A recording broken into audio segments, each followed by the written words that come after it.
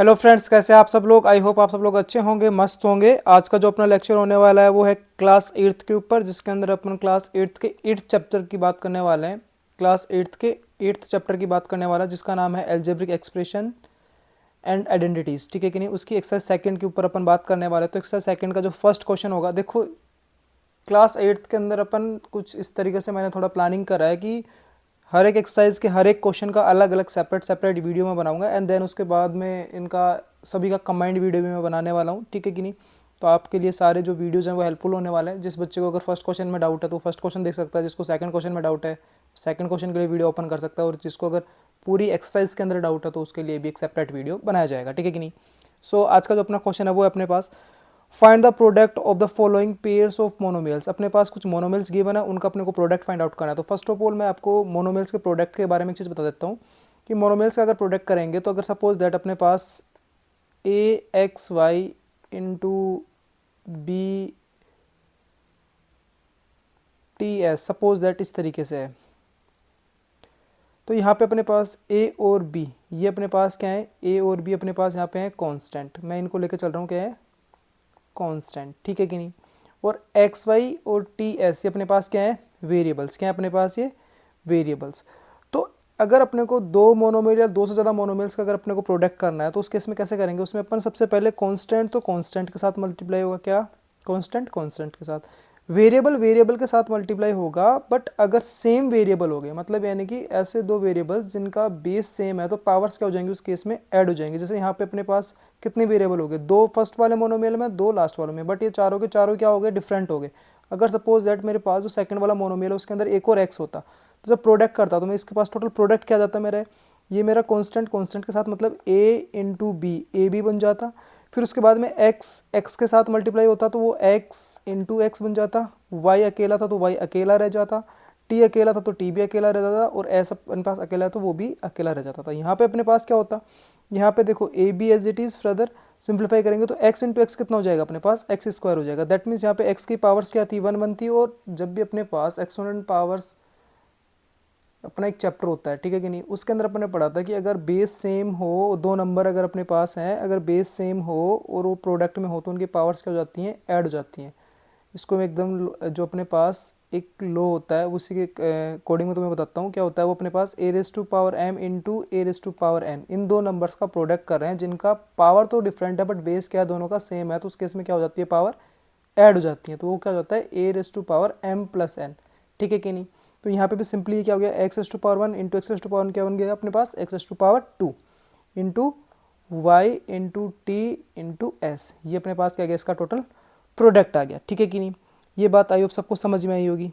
ठीक है, ये वाली बात सबको समझ में आई होगी। तो ये वाली बात आई होप सबको समझ में आई है। तो एक बार के लिए मैं इसको थोड़ा सा साइड कर देता हूँ, ये हो नहीं रहा, इसकी भी कोई दिक्कत आ रही है।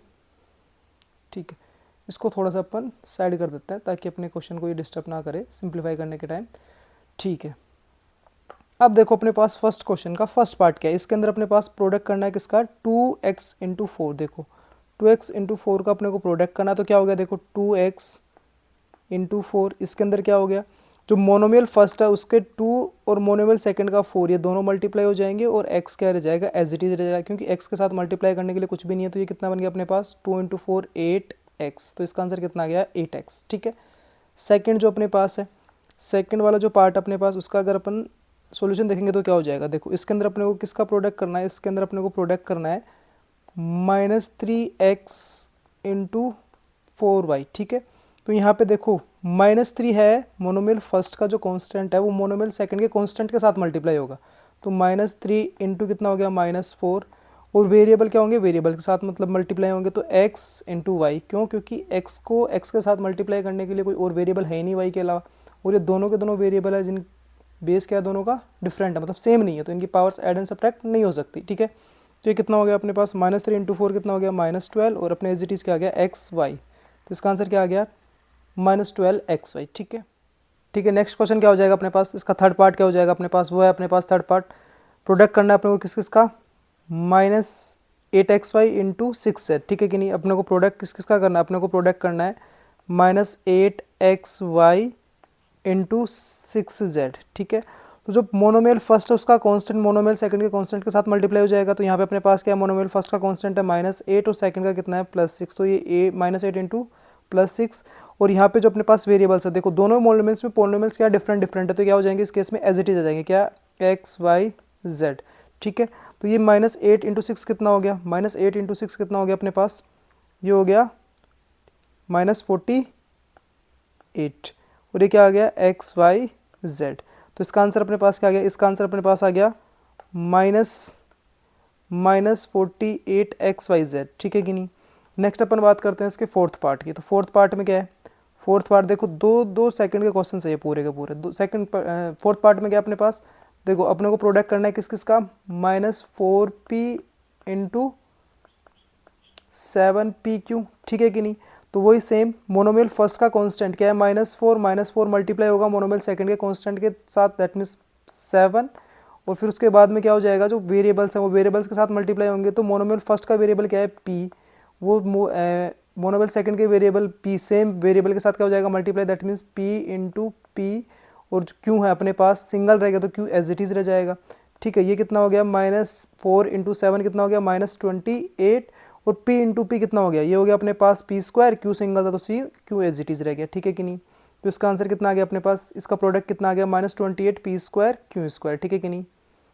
ओके, नेक्स्ट अपन बात करते हैं इसके फिफ्थ पार्ट की। देखो फिफ्थ पार्ट सबसे इजी है, ठीक है कि नहीं, फिफ्थ पार्ट सबसे इजी है। सिर्फ इजी कैसे है, क्योंकि अगर अपने को पता है कि मैथमेटिक्स के अंदर कि अगर अपन कोई भी नॉन जीरो क्वांटिटी को अगर जीरो से मल्टीप्लाई करें तो उसका आंसर कितना हो जाएगा, 0 हो जाएगा। तो 4p इंटू 0 दैट मीन्स कितना आ गया अपने पास, 0, ठीक है।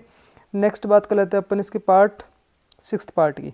सिक्स्थ पार्ट में क्या है, सिक्स्थ पार्ट में अपने पास है प्रोडक्ट करना है किसका किसका, अपने को करना है अपने को -12xy इंटू 6x⁻3, इसका प्रोडक्ट करना है। तो मोनोमियल फर्स्ट का कांस्टेंट कितना है, -12, मल्टीप्लाई होगा मोनोमियल सेकंड के कांस्टेंट के साथ, दैट मीन्स 6 के साथ, ठीक है कि नहीं। उसके बाद में क्या होगा, वेरिएबल्स में क्या, देखो मोनोमियल फर्स्ट जो वेरिएबल अपने पास, मोनोमियल फर्स्ट जो वेरिएबल क्या है वो x, वो आगे मल्टीप्लाई होगा किसके साथ, x⁻3, that means x into x⁻3, और y अपने पास सिंगल रह गया, मतलब अकेला रह गया, तो क्या हो गया y एज इट इज ऐसे कैसे, ठीक है। अब देखो 12 इंटू 6 कितना हो जाएगा अपने पास, 12 इंटू 6 हो जाएगा अपने पास 72, और इसके साथ माइनस है तो कितना आ जाएगा, -72, और x इंटू x⁻3, देखो यहाँ पे x के पावर 1 है, यहाँ पे x के पावर 3 है। मैंने अभी बताया था कि अगर अपने पास कोई भी दो नंबर हो, उनका बेस सेम हो, तो पावर्स क्या हो जाएंगे अपने पास, ऐड हो जाएंगे, अगर वो मल्टीप्लिकेशन में है तो, ठीक है कि नहीं। तो यहाँ पे कितना हो गया, x⁻1 इंटू x⁻3, ये कितना हो गया, x⁻1 + 3 इंटू y, तो यहाँ पे कितना आ गया, -72 x⁻1 + 3 कितना हो गया, 4y, ठीक है कि नहीं। इसका प्रोडक्ट कितना आ गया, -12xy इंटू 6x⁻3 का प्रोडक्ट कितना आ गया, -72 x⁻4 इंटू y, ठीक है कि नहीं। यहाँ तक की बात समझ में आई सबको, यहाँ तक की बात समझ में आई, ठीक है। यहाँ तक की बात समझ में आई कि नहीं आई, विदाउट हाईलाइटर के इसको अपन छोड़ते हैं, क्योंकि हाईलाइटर लगाते ही ये थोड़ा सा अच्छा सा नहीं दिख रहा। तो ये अपने पास हो गया इसका प्रोडक्ट -72 x⁻4y, ठीक है। ठीक, तो नेक्स्ट क्वेश्चन क्या हो गया अपने पास, नेक्स्ट हो गया सेवन्थ क्वेश्चन अपने पास। फर्स्ट क्वेश्चन का सेवन्थ पार्ट क्या हो गया, वो हो गया अपने पास 1/3, प्रोडक्ट करना है किसका किसका, 1/3 p² q into -12pq into 5/6 p⁻3, ठीक है कि नहीं।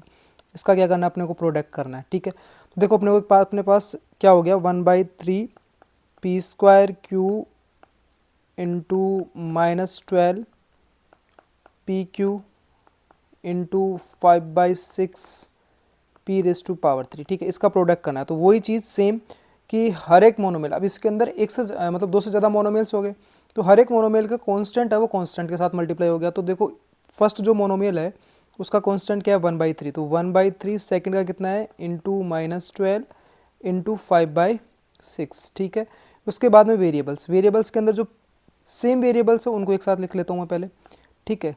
तो सेम वेरिएबल्स मतलब अपने पास क्या क्या आ गया, देखो p² फर्स्ट वाले मोनोमेल से, सेकंड वाले से क्या आ गया p, थर्ड वाले से क्या आ गया अपने पास p⁻3, ठीक है कि नहीं। फिर उसके बाद में सेकंड क्या अपने पास q, तो फिर आ गया अपने पास इंटू q, फिर सेकंड मोनोमियल से क्या आ गया अपने पास, वो आ गया अपने पास एक और क्यू, दैट मीन्स क्यू, ठीक है कि नहीं।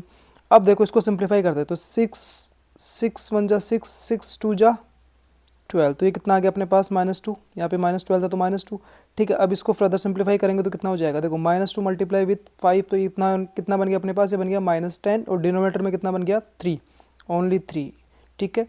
इनटू देखो यहाँ पे अब सेम बेस वाले जो भी वेरिएबल्स हैं उनकी पावर्स क्या हो जाएंगी, बढ़ जाएंगी, तो यहाँ पे देखो कितना हो गया p⁻² इंटू p⁻1 कितना हो गया p⁻3 इंटू p⁻3, तो p⁻3 इंटू p⁻3 कितना हो गया p⁻6, कितना आ गया p⁻6 इंटू q, तो q⁻1 इंटू q⁻1 कितना आ गया q⁻2, कितना आ जाएगा q⁻2, तो ओवरऑल अपने आंसर कितना आ गया -10/3 p² q², ठीक है कि नहीं, p² q², ये क्या आ गया इसका आंसर आ गया, ठीक है।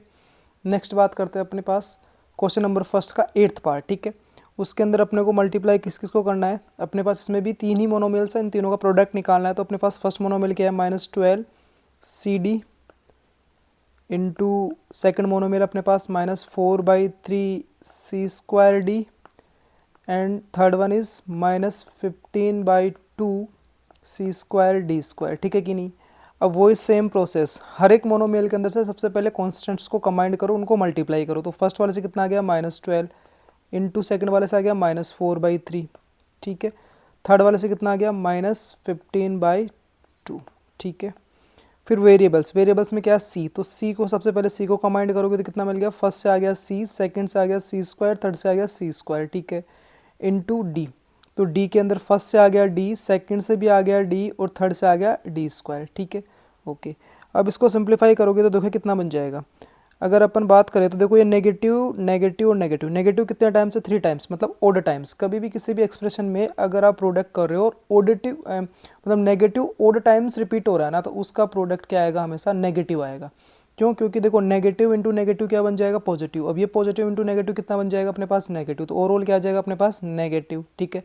सिंप्लीफाई करेंगे तो 3 इंटू 2 कितना हो गया अपने पास, 3 इंटू 2 कितना हो गया अपने पास, 6 इंटू 6 को 12 से सिंप्लीफाई करेंगे तो कितना आ जाएगा यहाँ पे 2, ठीक है। अब इसको सिंप्लीफाई कर लो, फर्दर सिंप्लीफाई कर लो।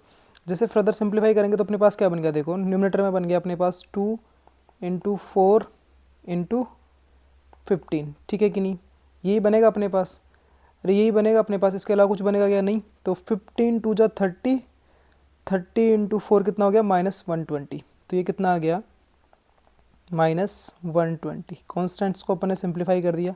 अब वेरिएबल्स आ गए, वेरिएबल्स के अंदर सेम बेस वाले वेरिएबल्स की पावर क्या हो जाएंगी, इंक्रीज हो जाएंगी या डिक्रीज हो जाएंगी।